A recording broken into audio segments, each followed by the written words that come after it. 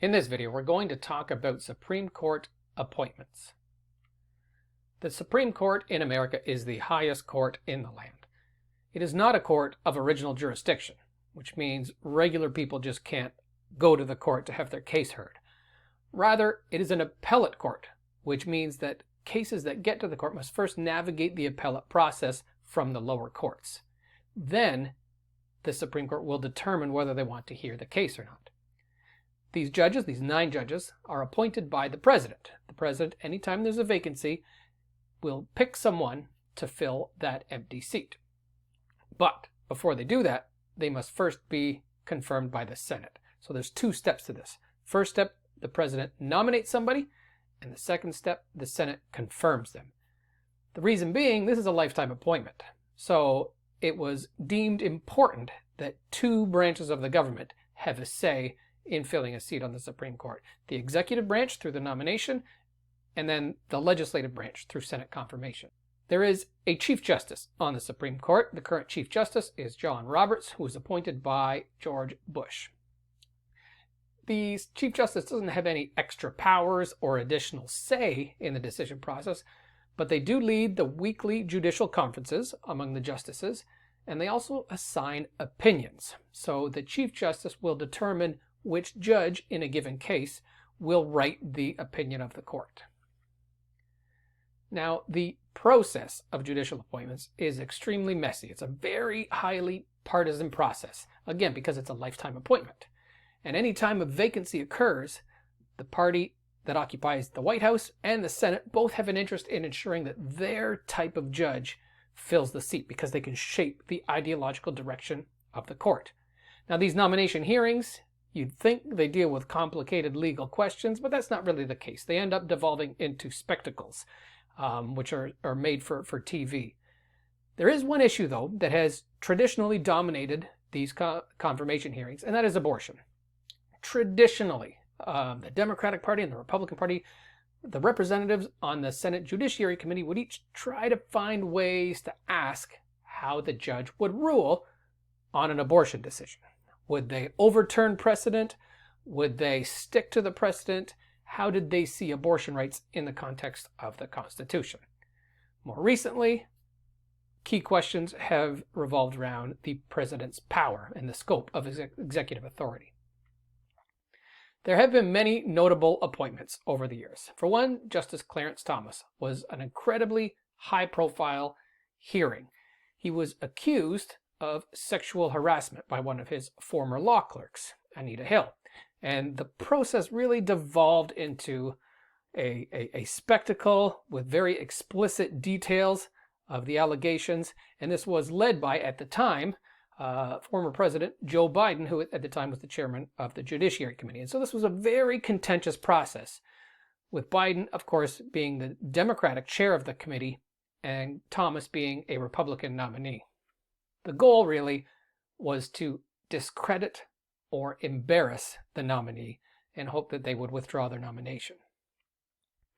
Justice Kavanaugh is another notable appointment. Nominated by President Trump and confirmed by the Senate, it was a very close vote in the Judiciary Committee because there was a long history with Justice Kavanaugh.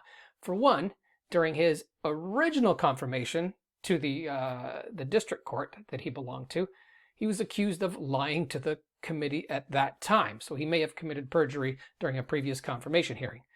He also clerked for Justice Kennedy, and Justice Kennedy was the seat that was vacant. And so any time a clerk is going to fill the seat of the judge they clerked for, it kind of raises questions about impropriety, as in, did the judge try to leave the seat to one of their former clerks? At the time, the committee, the Senate Judiciary Committee, refused to subpoena the documents from his previous confirmation to determine whether he was in fact lying, and there were new allegations about sexual impropriety that were brought forward during the confirmation. So despite that, again, a very charged and partisan hearing, Justice Kavanaugh was confirmed for the court. Another notable appointment was Justice Amy Coney Barrett. She was nominated to fill the seat vacated by Ruth Bader Ginsburg.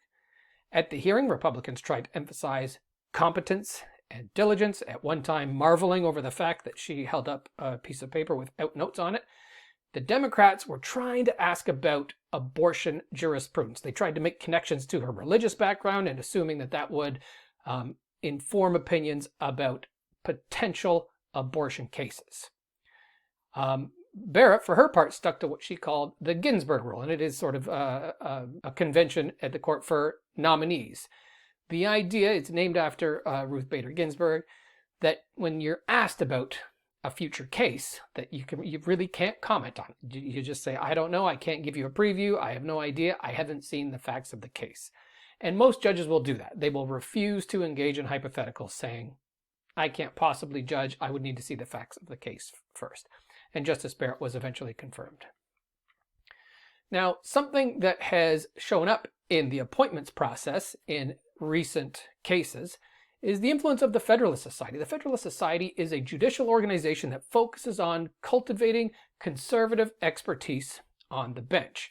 They often publish a list of judicial candidates that they see as fit to fill vacancies, not just the Supreme Court, but lower courts as well. And President Trump, in appointing Justice Kavanaugh, Justice Barrett, and Justice Gorsuch, was committed to taking names from the list provided by the Federalist Society. So increasingly, this organization is carrying considerable influence in determining who sits on the Supreme Court.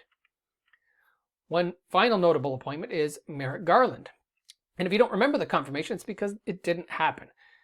The Senate confirms presidential appointments if they want to.